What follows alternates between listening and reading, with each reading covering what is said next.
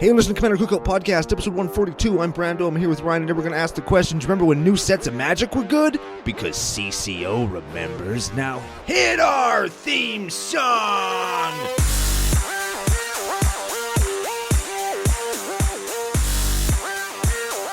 Hey, Ryan. We're back for yet another whirlwind adventure. How you doing? Good. What's going down? A whole ton is going down. We're going to talk about the new set, Throne of Eldraine, your wallet. I made the joke this week. You made the joke. I got you. And a whole bunch of other stuff surrounding it, as there is a lot to talk about if you watched our free CCO pre-show. The free show. I made the joke too. There we go. But before we get into any of that, we have to thank our official sponsor, face2facegames.com. They are Canada's biggest Magic store. Very much so. Got my order from them yesterday. I'm going to put in another order with them after we record our videos today and I see what I don't pull out of my box. Ooh, yeah. Video recording on the YouTube train. We are back on it. I'm so excited. Yeah, I'm super pumped too. I'm a little bit intimidated by the amount of video we have to do because we took a few weeks off. And oh baby. It's okay. We can crush it. We can get there. We can do this. We're efficient guys. We're good at this. Very much so. But, speaking of face-to-face games, we have at some point in today's show or tomorrow's a giveaway to do for face-to-face games. $25 gift certificate credit voucher. We should get them to give us like an official thing on it. I'm flying by the seat of my pants. How about a poll on our Facebook page? Well, anyways, we have a credit voucher to give away from face-to-face games in the next 2 episodes, and you'll see why I'm saying the next 2 episodes in a second. We've got a Feline Ferocity Commander 17 deck to give away. Underrated. Based on our, well, I'll say one of our more favorite stories of remember when it was good or remember when you got blown out by something. We had lots of submissions for that. Thank you very much, CCO Nation, for interacting on Facebook, Twitter, YouTube, anywhere that you like, shared, retweeted, or gave us your own funny story. We do like reading those. And like I joked a few weeks ago, we do love stealing the ideas and making whole episodes out of them. So if you like to hear us talk about your stuff, send it in, and maybe if it's jank enough, we'll do something with it. We can't talk about your stuff if you don't send us your stuff. That's real life. That's how it works. I'm only mildly psychic. I'm not psychic at all. Actually, quick story, total aside, about me being psychic. When I first got my job here at the radio station, all I really did was sit in the control room during the weekends and kind of, I followed along and I pushed the buttons and I was learning how to do technical production on the radio. And it was kind of dull at times, so sometimes I would take a penny and I would hold it in my hand and I would try and make the penny hot with my mind. That isn't a real story. That cannot be a real story. That is a real thing that happened. I was so bored because none of the streaming services worked in here and the TV didn't work. So it's like, what do I do? What do I do for 8 hours? And I tried to teach myself to become pyrokinetic. I don't think that's real. It didn't work. It's 100% true story. Back on track. If we are wanting people to send us anything, give us a quick rundown of where they can send it. You can find us at CCOPodcast and CCO Brando on Twitter and tappedout.net. If you want to send us something via email, it is commandercookout@gmail.com. You can also find the show that you're listening to right now anywhere better podcasts are found. If you are in the position to help the channel grow financially, you can check us out at patreon.com/CCOPodcast. And if you missed any of that, you can check out our official home, the ever-growing CommanderCookout.com.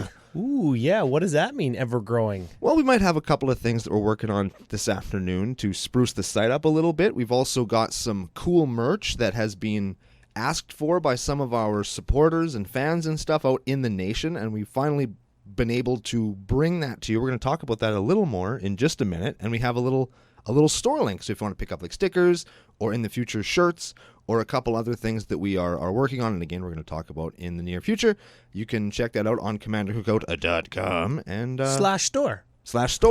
Got there. And yeah, there's some cool stuff there. We got the stickers. Thank you very much for anybody who has supported us in the realm of stickerhood. And lots of people at EDH&M last night were pumped about them too. Yeah, lots of people asking. They asked, but we don't have them yet. We talked about it on the pre-show. I can't get them at my P.O. box. You can't get them at your house because you're not me, and I can't get them at your house because it's not in the city. And I can't just go and get them at the depot because the one, like the shipping company said, oh yeah, they're at the depot, just go and pick them up. So I called the depot and they're like, oh no, it's out on the truck, we can't deliver it to you. And it's like, well, what the hell can you do? When can I get my package and where is it? CCO Nation is waiting. Yes, they actually are. There's lots of people who are pumped for these things. I'm very excited. So of course, what did you say? CommanderCookout.com/store. Yep. That's where you can find stickers. This week, we have a little bit more honed in on the price of ding, ding, ding, ding, ding, new merch. New CCO t-shirts. Everybody's been asking, when are you doing hats? When are you doing t-shirts? Well, hats we're working on. We're finding a nice price so we don't have to charge everybody like $60 per hat. Yeah, that's bad news. Travesty. But we do have t-shirts. We have an excellent rate. And of course, we aren't trying to get rich. We're trying to get people what they want and support CCO Podcast. So in the very loose ballpark, this is what it's going to look like. For our top tier patrons, $15 for a shirt plus complimentary CCO sticker. Yay. Very much so. All other patrons, $20 per shirt, complimentary CCO sticker. Boom. Non-patrons, $25 a shirt, and stickers are available at CommanderCookout.com/store. So that's the next thing. They're going to have the logo.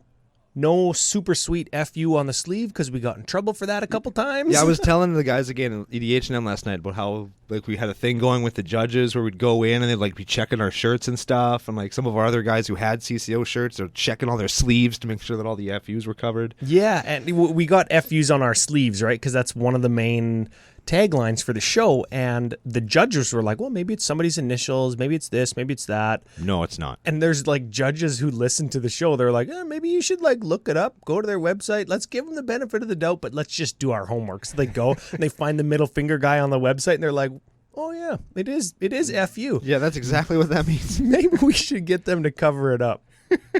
So no FUs on the sleeves. This is how the shirts are going to work. I'm going to have a picture of the logo, maybe myself in a super sweet, sexy t-shirt and nothing but.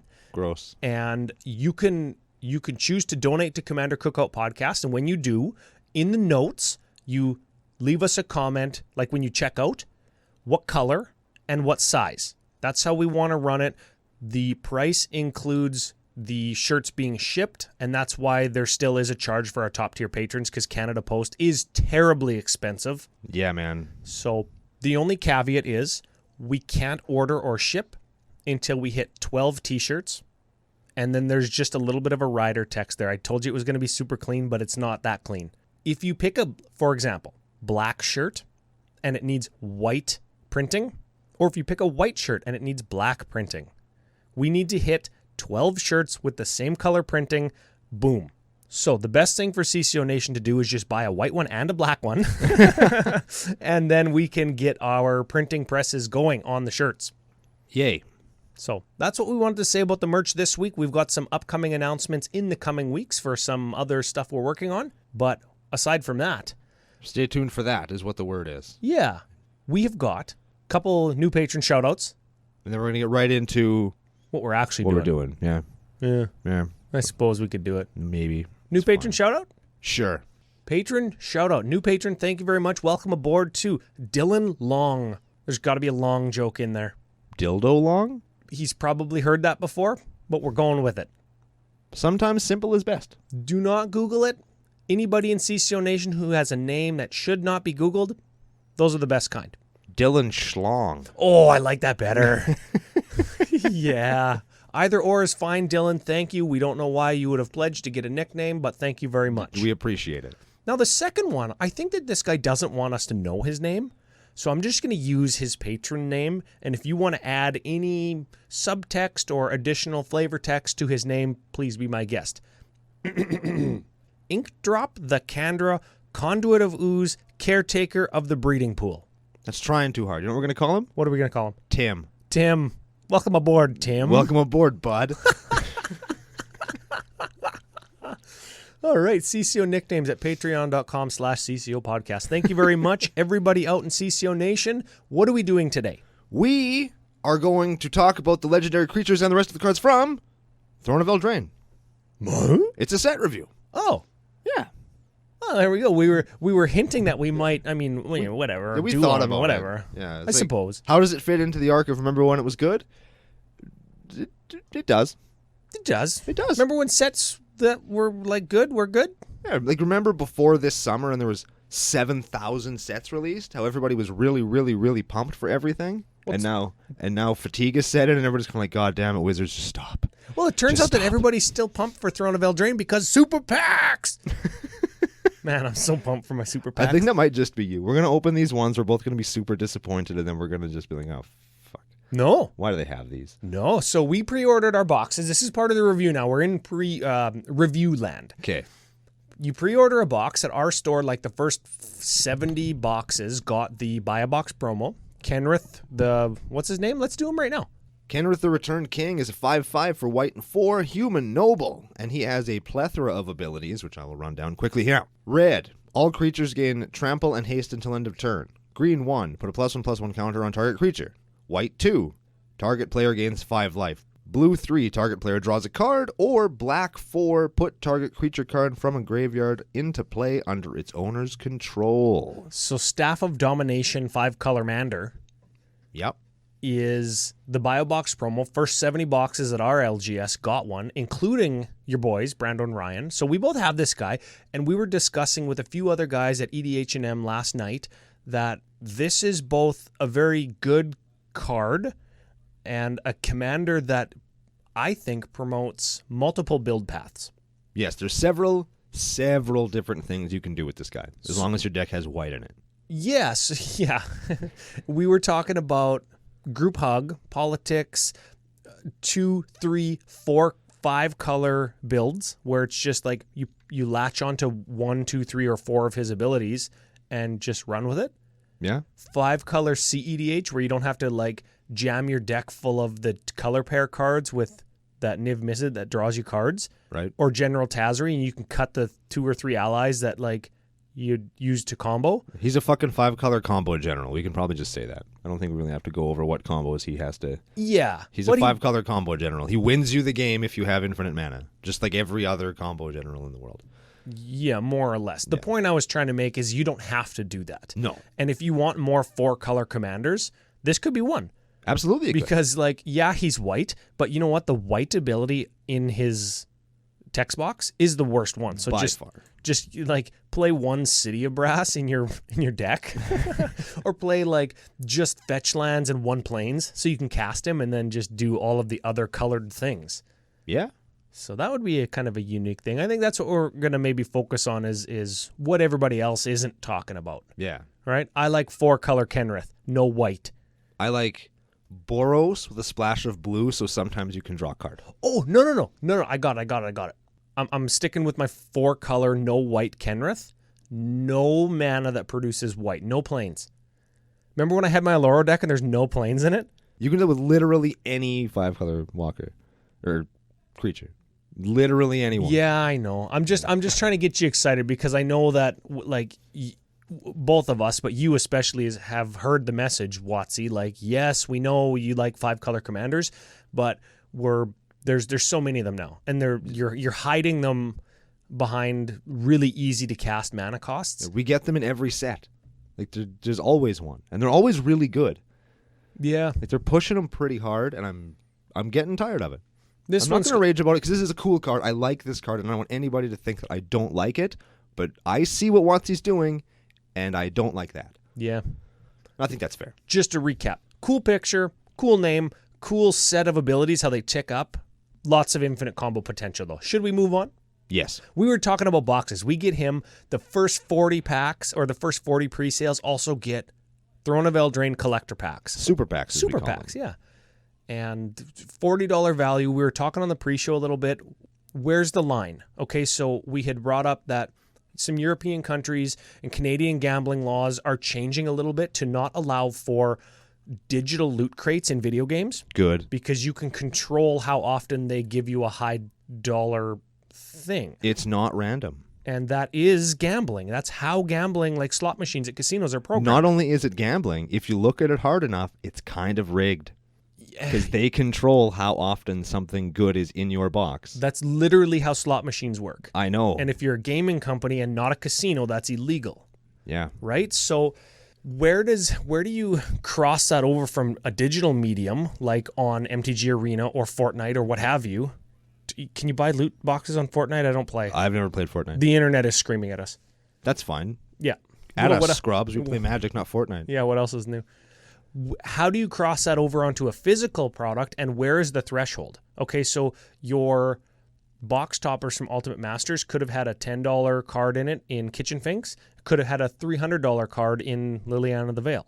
Right. Super packs are $40. You could get a $2 foil rare, a $3 foil mythic, and a 50-cent non-foil rare for your $40 pack, and it's worth $5. That sounds like every pack I've ever opened. Yeah, or your $40 super pack could contain bomb foil mythic, bomb foil rare, and then your rare slot could have a foil rare that's worth whatever, and your $40 super pack could be worth like $500. Could be. Again, it sounds like every other pack I've ever opened. Well, like if now they're taking step outside of yourself though. Step outside of yourself and look at the bigger picture. Now they're taking now they're $40. Now it's gambling. When they were $25, we're fine with that. When it's $10, we're fine with that. When you open a $25 pack and get nothing, they don't care. But now they're noticing because it's $40. And that's part of the question. Where's the threshold? Is the threshold in how much you could win, or is the threshold how much you're spending? The threshold should have been what you're spending 3 years ago. And they didn't notice it then. So if they're noticing it now, it's too late. The cat's out of the bag. The consumers will vote with their wallets. And that's how I think they should handle it. They haven't stepped in yet, and they shouldn't now. Okay. Yeah, that's a good stance. That is a stance, right? I like that. I think this is the one and only time I'm going to say maybe this product isn't for me, and I'm going to say it. I'm going to say super pack. The super packs, maybe they're not for me. I'm happy I have this one, but I can virtually guarantee I will not spend $40 on another one because the odds of me getting my money out of it, it's whatever. I don't know.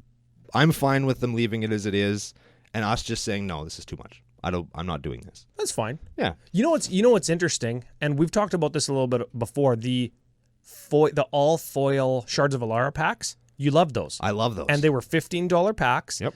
And the same thing existed. Like cards weren't as expensive as they are now. When you open up like a $50 standard single in foil and it's worth like $100. Like that didn't exist in Shards of Alara 2010, 8, 9, 10 days. There were some good ass cards you opened in there. But you're right. So you like that product, but you don't like this one. Is it the entry level, like the $40 super pack versus the $15 Shards super pack? Yes. Okay. Yeah, I think it is. It's just the barrier it's the cost of entry. Like I said, I bought lots of those $15 foil packs, and did I get a whole bunch of cards that I wanted out of it? Maybe not. But I don't know. Maybe back then in those sets, there was also a lot more stuff at common and uncommon that got played. Like you could get in the same pack a Putrid Leech of Blightning. You get basically all of Jund in one pack. Yeah, well, you weren't playing Commander at the time. Yeah, and Commander wasn't the thing. And Commander, it would have been even better because now that one Elspeth I opened and that Maelstrom Angel that I opened, like all those things that are, if you look back, they're worth a bunch of money in foil, right? And they were releasing them in these foil packs. But now it's like a bunch of... The same is true for the super packs now. You can get cards that are good in Standard and Modern and Commander because sets are being marketed at Commander. I don't want to get too much into it because this obviously is an entire episode that we could do on the merits of premium products and the history of premium products, all that stuff. There is a counter argument or a counterpoint to everything that either one of us could say. Yep.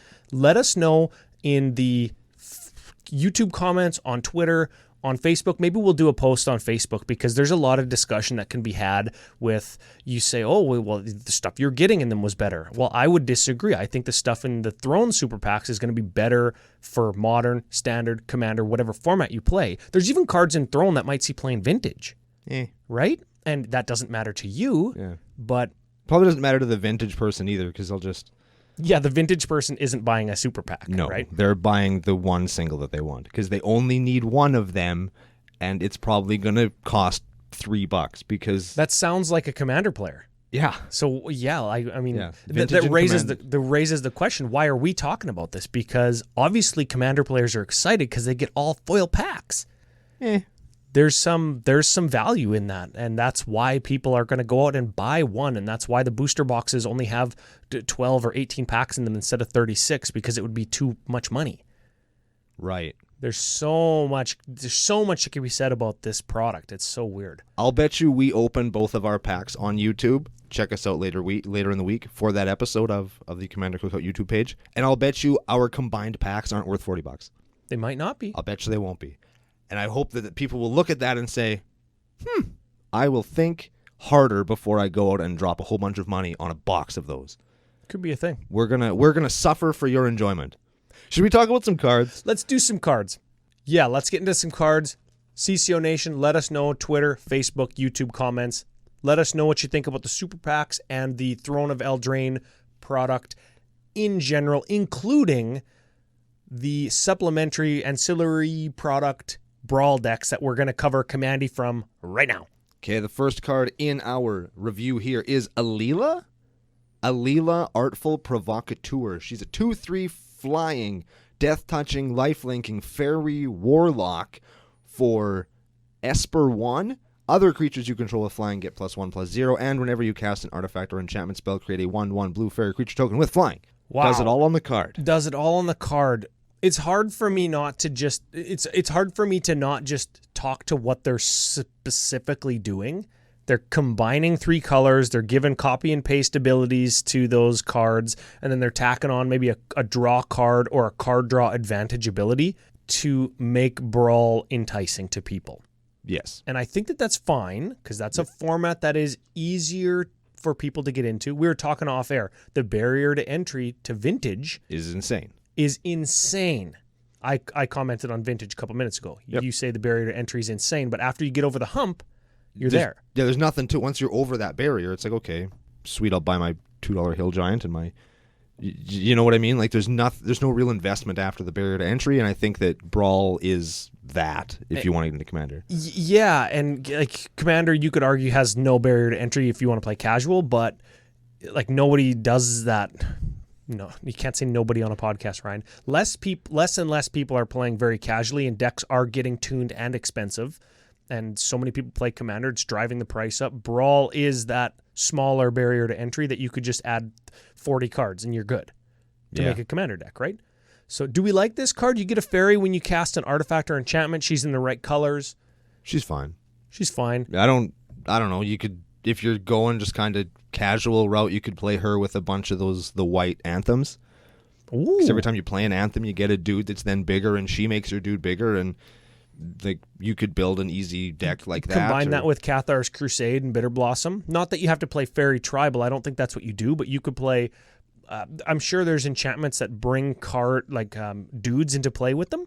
Yeah, you could put this lady in charge of our deck from last week, our Squad Hawk deck. Oh yeah, and you could play all those Squad Hawks, and every time I don't know, like it's a thing.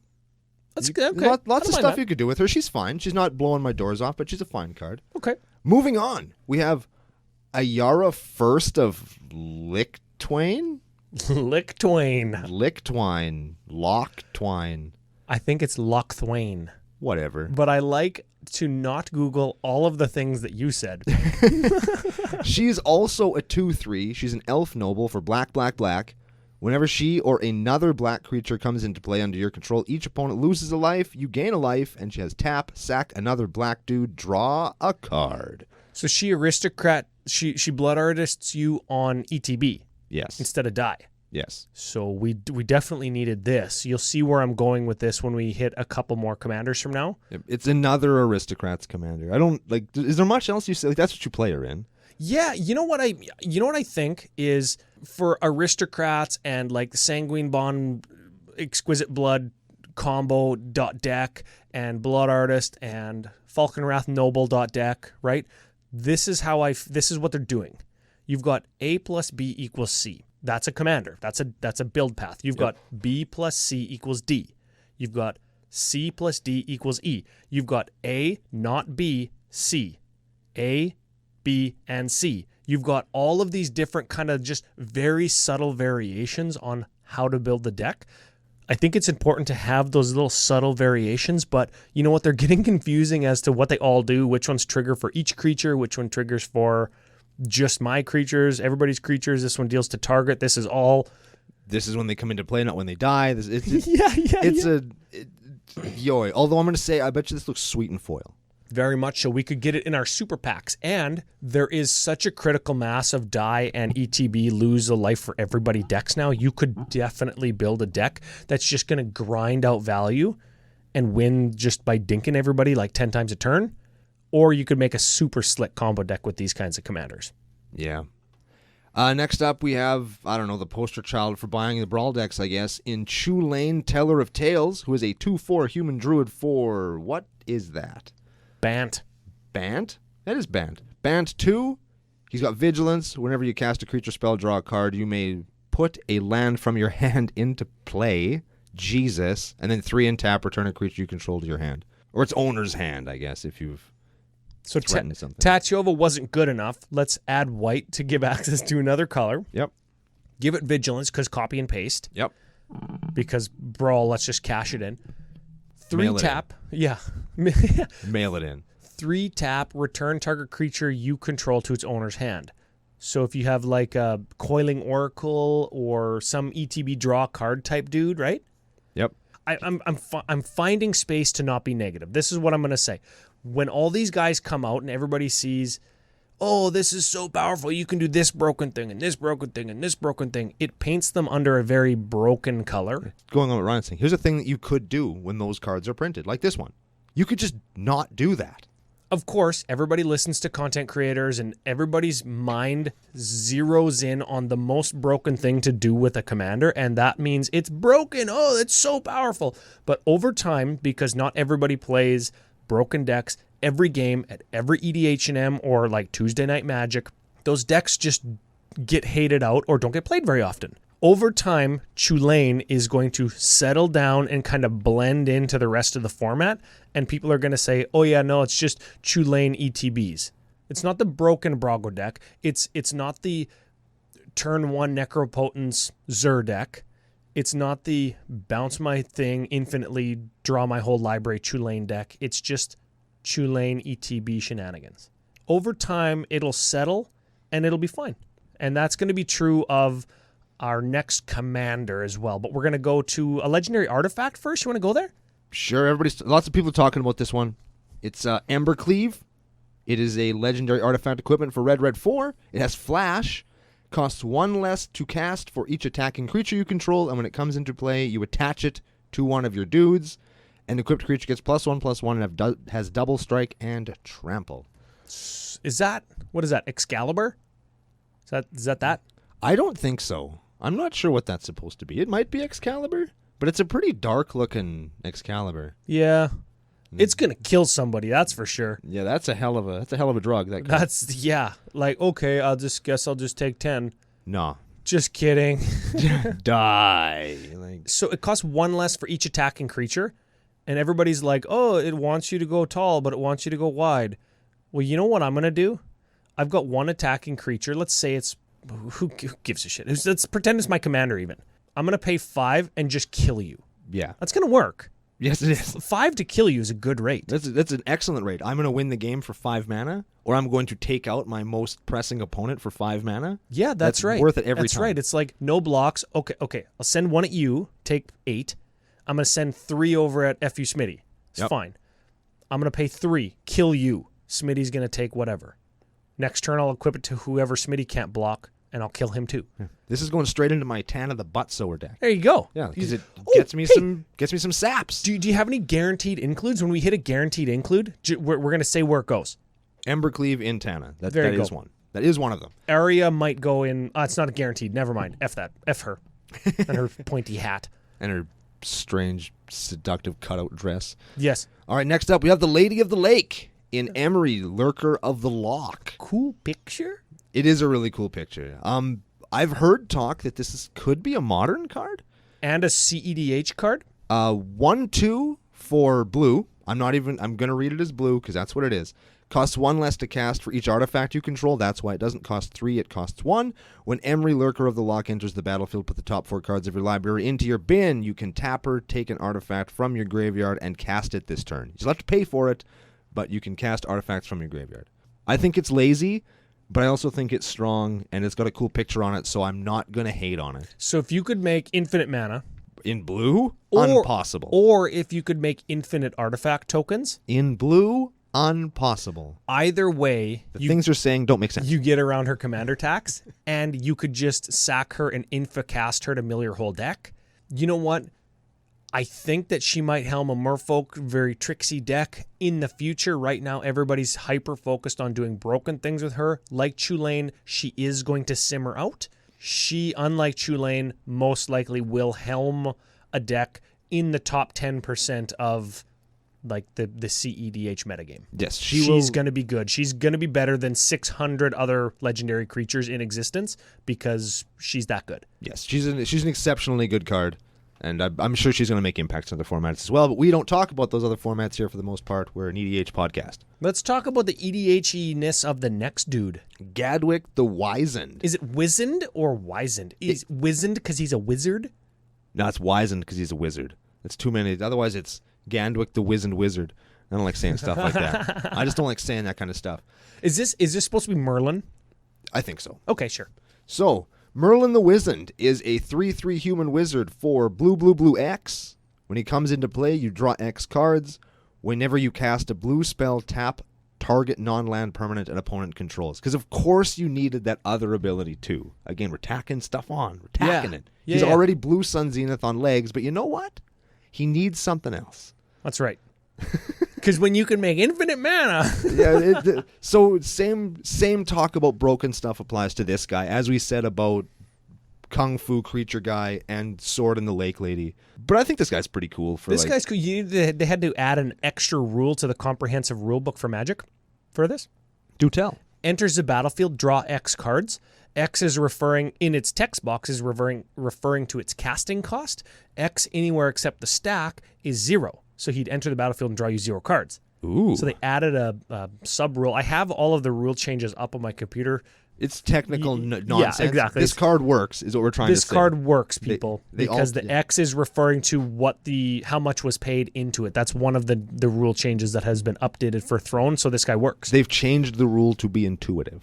Because I'll bet you everybody that read this card, who is like a regular Magic player, knew what it said. Yeah, they knew what it was trying to do, and then some rules lawyer was like, but. Yeah, and then right, they were like, and then they Jesus. changed it to make it work how we just thought it worked when we casual mouth-breathing scrub EDH players read it. We were like, it works. Exactly. All right, next up we have Grumgully the Generous.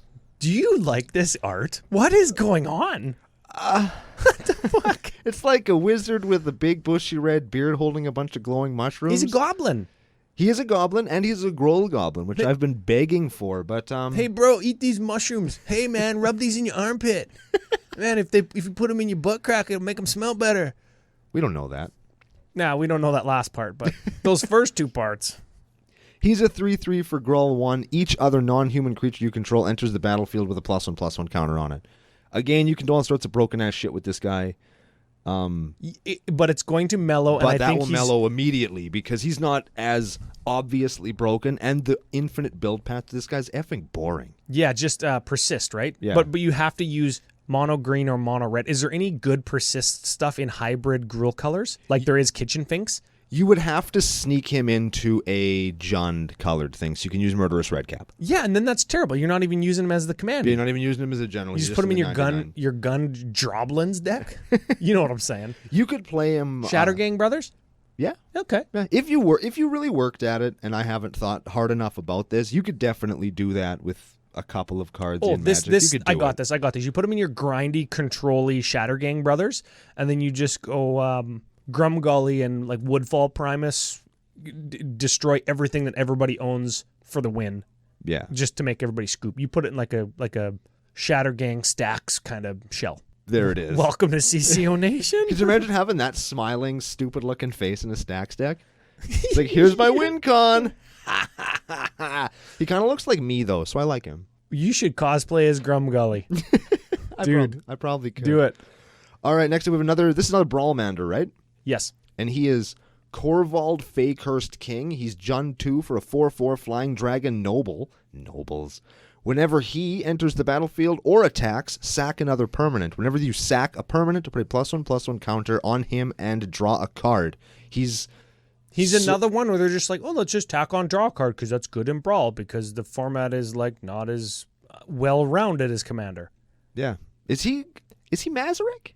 Just like What is Mazarek? Mazarek is whenever you sack an opponent, everything gets a counter. Mazarek is not a fairy tale. Mazarek is a magic card. Yes. He's just a dragon. Dragons are in fairy tales, Ryan, and he's the dragon. He's the opposite of Mazarek. Mazarek is whenever a player sacrifices something, your whole team gets buffed. Yeah, he's like mini Mazarek, mini Rek. Yeah.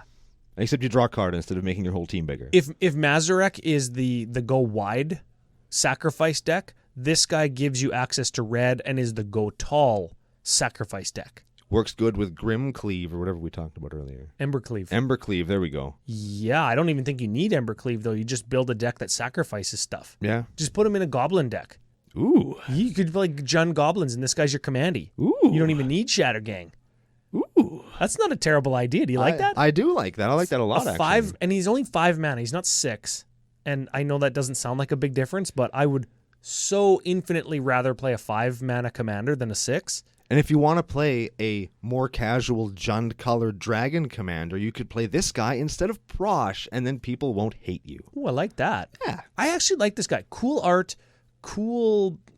I like Jund dragons. I feel like Jund is just like Jund is the dragon color. I get it. Yeah. But to me, that really is resounding because we've got dragons in every color, and they just don't feel... Some of them feel more like birds than dragons. Yeah, we've even got feathers. Yeah. Dragons ain't got feathers. Hashtag dragons don't have feathers.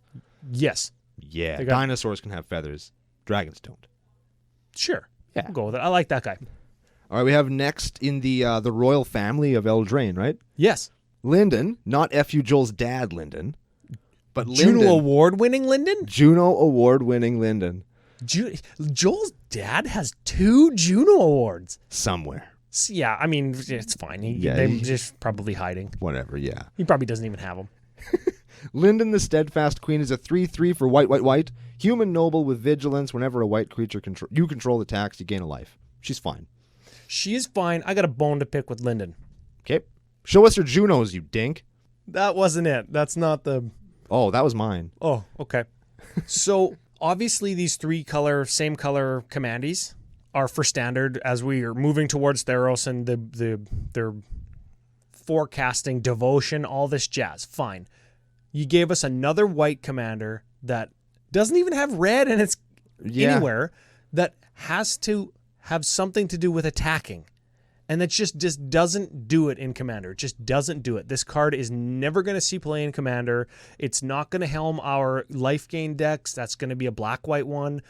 It's never going to be an aristocrat commander like Arya or Sir Conrad that we're going to talk about later. Like, you're giving us all these black, really good aristocrat-style things, and you have the opportunity to do one in white or do something with a dinky little creature to draw a card. Like, when Lyndon enters the battlefield, draw a card for each creature with power 1 or less you control. Boom. Boom. That'd be a really good card. Yeah, because you're already... Draw a card for each soldier you control or each human token you control. Yeah. Right? And instead we're stuck with this thing that has to attack. And again, I know standard, they're forecasting devotion, but... Come on. This is a set that's marketed at Commander players. There's like 20 legendary creatures in this set. Like over 10% of the set is legendary creatures. Yeah. I think there's 19 of them, actually. That's lots. It's lots still. I'm throwing out loose numbers. I don't know the exact numbers, but there's lots. I would have possibly played her in my Runetail deck, but I'm not even going to. I'm not even going to. I could have, and I'm not going to. That's how unexcited I am about her. But c'est la vie. She has a cool picture. Yep. Say something good about everybody. Next up, we have... I wish this guy had a name. Yeah, that's what everybody's saying. Questing Beast is a 4/4 for 4 with vigilance, death touch, and haste, and it can't be blocked by creatures with power 2 or less. But wait, There's more. Ooh. Combat damage that would be dealt by creatures you control can't be prevented. But wait, there's more. Oh my god. Whenever questing beast deals combat damage to an opponent, it deals that much damage to target planeswalker that they control. What the hell? You know what I think about this? I don't know if I've heard anybody talk about this yet. Yes, when you go out on a quest in Eldraine to become a knight, you have to fight beasts like this. Okay, there's some story tie there. I think at the last minute, this feels very much like, holy shit, what have we done? This card's so good. How do we avoid putting 4 of it in every single deck that can play green and standard? Legendary. You put it legendary. Instead of making your 4/4 with 7,000 abilities cost 8 mana. You leave it at 4, you make it legendary, you can only have 1. You only need 1. Oh, yeah. That's a thing, right? You only need 1. Can you imagine if you had 2, though? Oh. Right? There you go. That's why it's legendary, I think. So the moral of the story is, if you're playing green, he's a good card, but I don't think he's the best commander. No. Let's just keep her No, going. that's a standard card. It's like $25. We're going to open foils in our super packs. We probably are. And we're going to sell them for an effing lot because Oh, yeah, they're going in 100%. standard and modern. Yeah. Okay, next up we have Rankle, Master of Pranks. I really like this guy. He's a 3/3 for black 2. He's a fairy rogue. He's got flying. He's got haste. And whenever he deals combat damage to a player, you choose any number of the following things. Each player discards a card. Each player loses a life and draws a card. Each player sacrifices a creature. That's right. You could choose 1, 2, or 3 of those, but please remember they do happen in the order they're written on the card, so you can't make somebody draw a card and then discard it. Yes. So where do you put them? 99 or Commander Hood? I can see where people would play him as a commander, I guess. I'm It's going to put kind it of like a mono black control type thing. Yeah. Okay. I'm going to put him in the 99 of my Atraxa deck. He's going in. Yep. He's going into a deck. He's going into a deck. I like him. I don't know if he's going to be great, but I'm going to get one and I'm going to try him because I really like this card. So flying haste beater, the same person that attacks it can profitably attack. This guy can attack as well. So you're getting in for 7 instead of 4, and then you're just going to do a bunch of stacksy things. Yeah. Okay. I think he's a cool card. I like him lots. And in that deck, you probably choose discard and sack a creature. That is right. Yeah. Okay. Yeah. All right, next up, we have Sir Aelin the Lion's Claw. He's a 4/4 for white 3, human knight. There's a bazillion knights in this. I might complain about that tomorrow. I don't know. He has first strike, and whenever he attacks other creatures you control, get +1/+1 till end of turn. I think we can say everything we said about the queen, about this guy, and we're right. Yes, except for, you know what we didn't say? Aurelia, the war leader that gives you an extra combat phase. This will give your guys a second +1/+1. It's pretty good. You're doing the same thing that you're already doing, but you're just doing it a little harder with this guy. I don't know if it's worth it. I don't know how that deck curves out, but if you like to attack and you're in white, there you go. That's a thing. They do encourage you to do that. He'll go in the knight deck that they're making. yeah, we've got like 17 other Sirs. Do you want to just go through them because the last one is the best one? Do you want to just blow through these because they're not super powerful, but they do all have some edge case utility in the 99? Sure. We have Sir Kara the Bold, 3/3 for red 3. It's the red one. Yeah. Whenever an instant or sorcery or her that you control, obviously, deals damage to a player, exile the top card of your library. You may play it this turn. You can tap her. She deals 1 damage to any target. So could we make a mono red burn deck with her? Probably. Would it be good though? Like it lets No. you draw additional cards. It's fine. I don't know. Whatever. She's uncommon for a reason, and she costs 5. Yeah, if you like pingers, this is your card. If you like to draw extra cards in red for dealing a little bit of damage to somebody, It's good. this would not be terrible in your Norrin deck. If it didn't cost 5. I have better things to do at 5. Exactly. We're probably going to get to one of those, aren't we? Cards that go in Norrin? Yeah. Maybe. Yeah, I don't know. We'll Maybe. see. We'll see. Maybe. Who's next? Sir Eleonora? Sir Eleonora the Discerning is an X4 for blue 3. Power is equal to the number of cards in your hand. When it enters the battlefield, you draw a card. Spells your opponents cast that target her cost 2 more. It's fine. You can beat with her in blue, which is kind of a new, unique thing. I don't know. Draw 10, take 10. I think it's fun that it's on a unicorn. Hey. Yeah, man. Always something positive. Yeah, dude, I'm This working card, on that. this one's good. I'm gonna see cards like when we go to a Magic Fest and I see this card. I'm gonna see a control shell that plays X draw spells at instant speed, like Blue Sun Zenith, and they're gonna go like Blue Sun for 12. Die. Yeah, end of your turn, blue sun for 12, untap, die. Yeah. That could be a thing. That could be a thing. Okay. Next up, we have Sir Farron the Henge Hammer. It's a 2/2 for 2. It's the green one. Whenever it attacks, another target attacking creature gets +X/+X, where X is the power of Sir Farron. And this one's cool because he rides a bear. Yeah, this one is kind of like another card that we've seen in the past. Notable, this one's the only 2/2 for 2. The other ones are somethings for 5. It's a bear. Yeah, I suppose, yeah. I'm going to put forward the argument that Sir Farron is the bear. I'm going to... And that guy on his back is just a knight. I'm going to put forward the argument that that is not correct. I'm totally right. Are we going to play that card? No, Okay. I'm not. Me neither.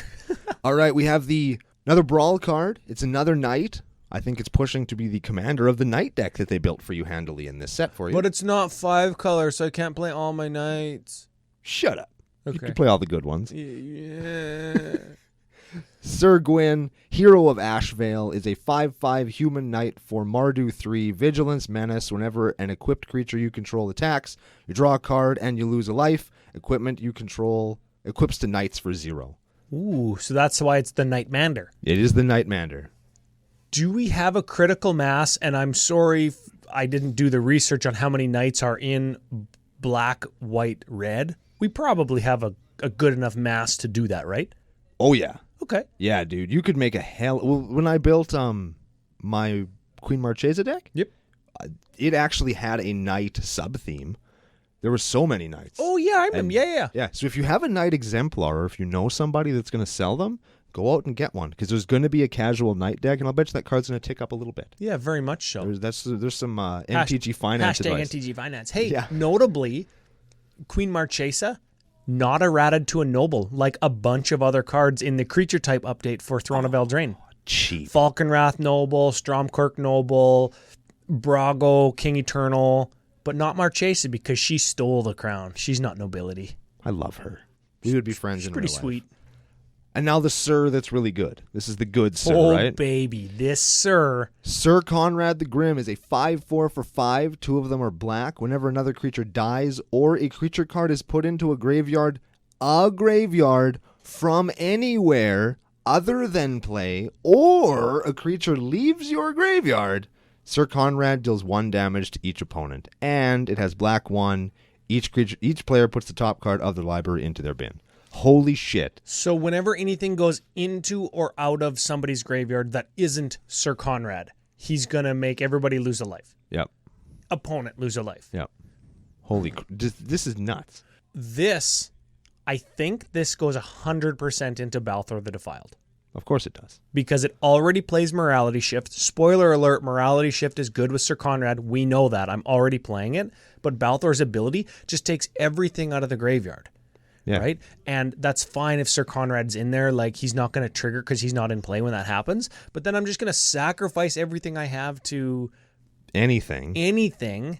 and I'm going to trigger Sir Conrad 20 times, and then I'm going to get it all back with Balthor again. And then I'm just going to...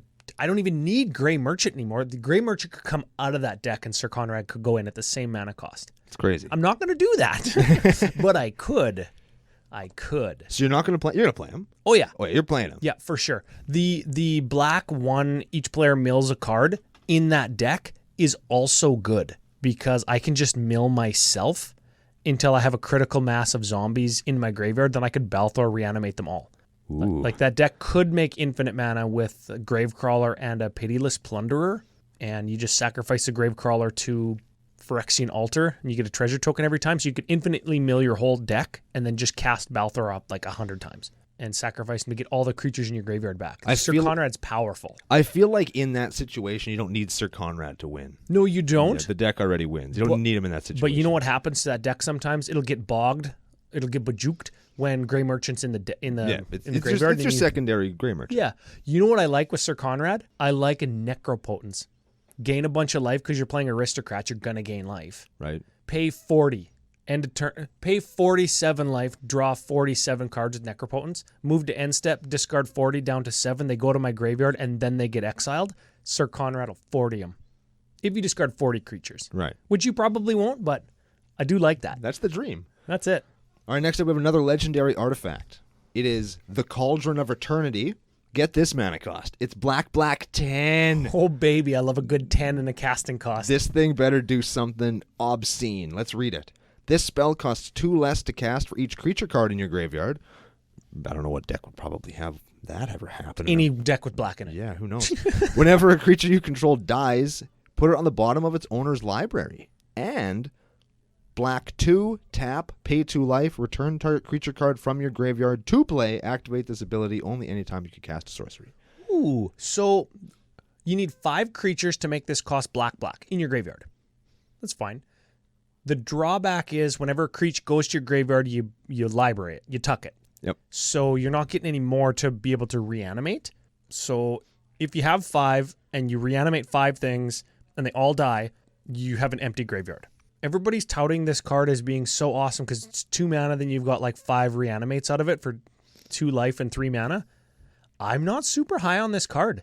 I don't think it does what you want in black when black has... It can already do all that stuff. It can already do it for cheaper.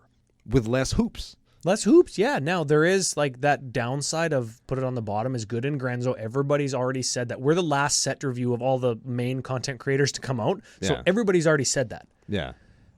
But Like, this card isn't for me. it's Which is weird because this is like my kind of card, right? I think that this is a cool card. I think that it has a place in a kind of a casual deck. And Yep. I think that it's going to be one of those cards that you're going to play it and it's going to be cool and it's going to do neat stuff. And that's as far as I go with it. I'm not super hard for it. I don't think it sucks. I think it's a card that's good. It's well designed. It's going to go in the play space it's supposed to go in, and I appreciate that. You know what this is going to do? This is going to go in the same deck that already has Animate Dead, Dance of the Dead, Necromancy, Diabolical Servitude, Yeah, and Reanimate. Like this is going to go into that deck because it's a reanimation spell that's repeatable for after your initial 2 mana investment. You just pay 3 and 2 life. like I was thinking maybe I could put it in Hirobi, but I don't know if it really has a spot in there. But I don't know. I think it's a cool card. I like it. No, well, I don't think it does because if Hirobi dies when this is out, you can't get him back with it because he's going to go to the bottom of your library. Or to the command zone. Well, that you want to avoid him going to the command Yeah, zone well, I mean, 'cause I he's can going get to cost 80. I can get the rest of my stuff out of my graveyard with it. You know what I mean? Like it's okay, but like it's pretty narrow in Hirobi for the reasons that you said. Because most of my graveyard reanimation is for Hirobi. That's right. Yeah. That's fine. Let's go to the next one. This one too it's an artifact and it costs less. Give us a read. First, let's just say this art is awesome. It's very cool. This art is freaking cool. It's Circle of Loyalty. It's white 4 for a legendary artifact. Costs 1 less to cast for each knight you control. There's another knight card for you. Creatures you control get +1/+1.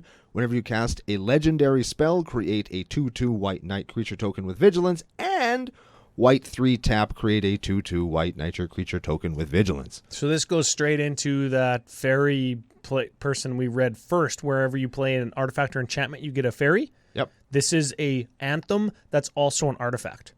That also gives you more dudes. Yeah. Like this, I think it goes right into there. That's good. It's a cool card. You know what? I forgot to mention?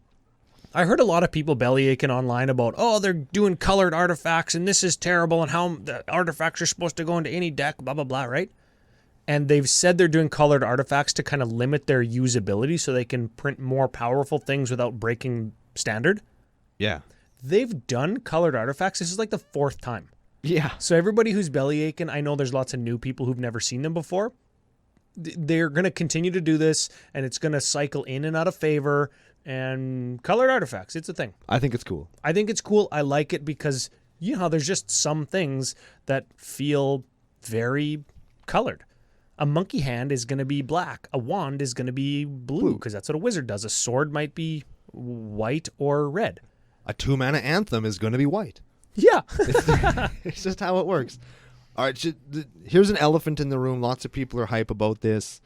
Baby. We were talking about this before the show. It's probably one of the strongest cards in Commander in the set. Top 5 for sure. It's the Great Henge. Legendary artifact. Green 7. Cost X less to cast, where X is the greatest power among creatures you control. So in mono green, it's going to cost you 2. I was just going to say, what does it really cost? 2. And then what does it actually fucking cost? 0. There you go. This spell when you read the whole thing together, what it says is put it into play, gain 2 life, play something else. Yeah. Yeah. And then it also says whenever a non-token creature enters the battlefield under your control, put a +1/+1 counter on it and draw a card. This is the fucking also card. Yes. So to read the whole thing, it costs X less to cast for the biggest dude you have. Then you can tap it for green and gain 2 life. And then it has the non-token creature coming into play thing. yeah, this actually could potentially change my entire Animar deck. I could take out a captain or a Sisay Weatherlight captain. This is 100% going into Animar. I can cast it and immediately pay for it back with the 2 green. So it's free because Animar is going to have 7 power. Right. And then whenever I cast a creature, I get a +1 on that creature, which is great with Rishkar because then that creature can tap for green. Yeah. And I draw a card. So Animar gets bigger, your dude gets bigger, and you draw a card. For free. And it costs you play this card. It cost me a card. That's right. 2 green up front, installment plan. Wow. And that immediately pays itself off. It's insane. Yeah, you know what I got for my trouble? I gained 2 life. Oh, geez, I got to go and cash this coupon in. I guess I'll gain 2 life. And to top it all off, on top of all of that, it has a super cool card or super cool art that's going to rock your socks off in foil. This card's going to be a beautiful The foil. extended art version that you get in the super pack is going to be $200, guaranteed. This is a hell of a card. Guaranteed. No. Man, if we open that, whole beer time. Yeah. All right, let's do the blue one. Let's talk about the blue The blue one. one's fine. It's fine. It's blue 6. Cost 1 less to cast for each instance or sorcery in your graveyard. It basically has blue, I guess. You have no maximum hand size, whatever. At the beginning of your upkeep, put a knowledge counter on it, then draw a card for each knowledge counter on it. That's Mind Unbound from M12, I think. Sure. Fine. It's kind of like As Foretold from Amonkhet, which is also fine. This is slow. You're leaving up blue if you have 6 instants and sorceries in your graveyard. Yeah. You're leaving up blue. If it had flash, I might be on board. Because you end a turn, I'm not going to counterspell that. I'll play this. Yeah. And then I'll draw a card on my turn for my trouble. But I don't know. The amount of investment and setup for like the super delayed payoff, and the first super delayed payoff is you draw 1 card.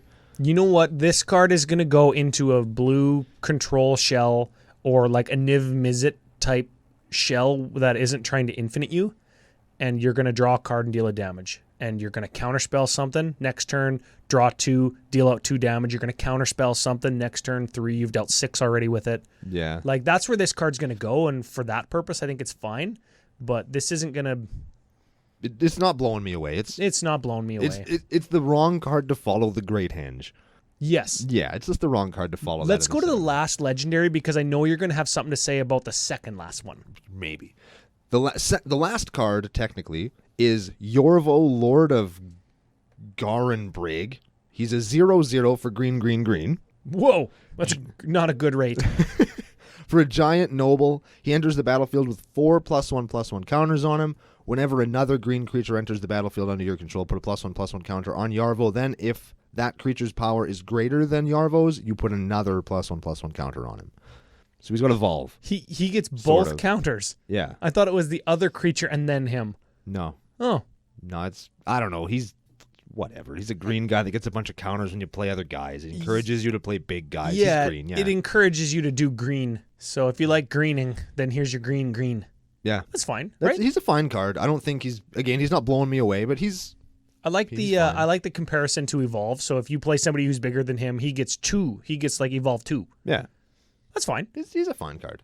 And the last one, Oh baby. the auto include in 2 of my decks. 2? 2 of them. I saw foil one get opened in a super pack yesterday. I should have fought that guy for it. He goes in Krenko and he goes in Norin. It is Torbrand Thane of Redfell. AKA Gimli. Gimli. Yeah. He's Grumpy from the Seven Dwarfs. Yeah, okay. He's 2/4 for red 1. If a red source you control would deal damage to an opponent or a permanent an opponent controls, it deals that much damage +2 instead. +2 and instead. So it's not an additional triggered ability, it's a replacement effect. So if you have something that says prevent 1 damage and you earthquake for 1, it's going to do that damage instead, which does more damage. Yes. And Earthquake for 0 doesn't make it do Earthquake for 2. Which is unfortunate. Yeah, because you do have to deal damage, and that's when that instead does actually come into play. Yeah. So Pyrohemia for 1 is now Pyrohemia for 3. Yep. And you could Pyrohemia for 1/3 3 times, and he would still be alive. So you've dealt 9 to all my creatures and me.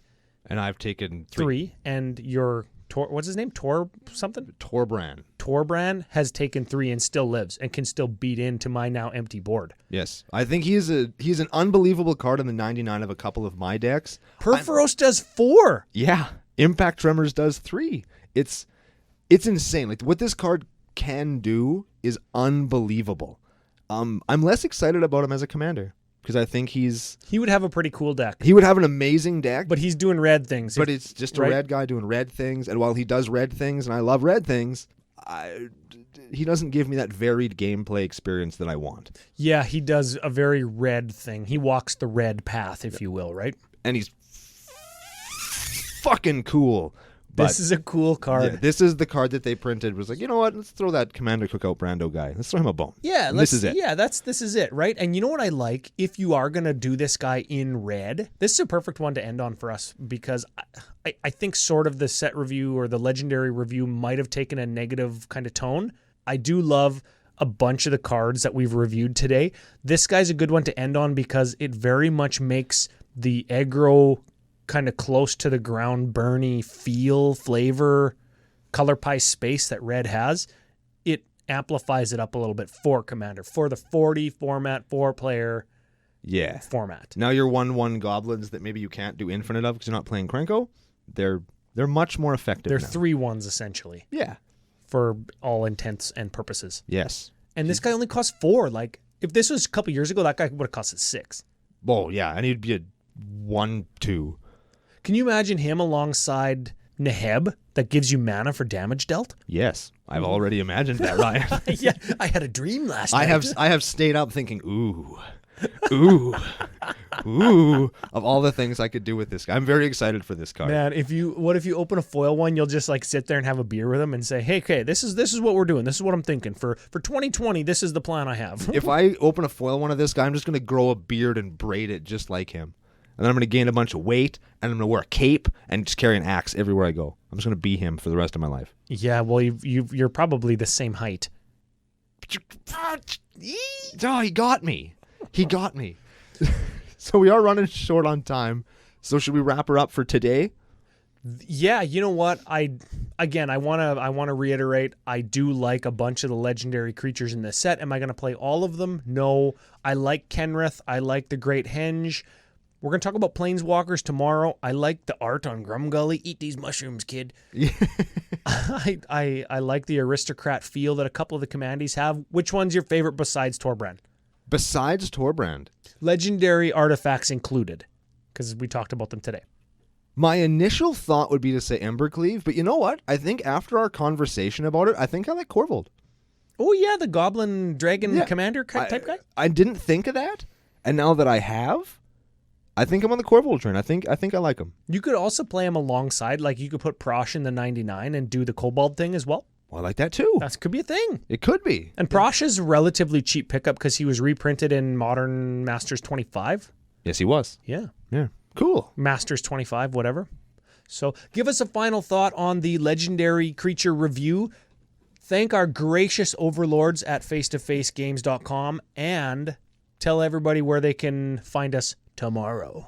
Legendary creatures of Throne of Eldraine. I think that as much as we downplayed some of them, I think there's a lot of play space here, and it does open up a lot of really cool possibilities. And even if they don't build new decks, I think that there's a lot of your decks that a lot of this stuff could fit in very nicely to amp them up to unforeseen heights as of a couple of days ago. If you'd like to listen to our second part of our set review, we talk about the rest of the cards, and I super hope you do. You can find us anywhere podcasts are found, including on face-to-facegames.com. They are Canada's biggest Magic store.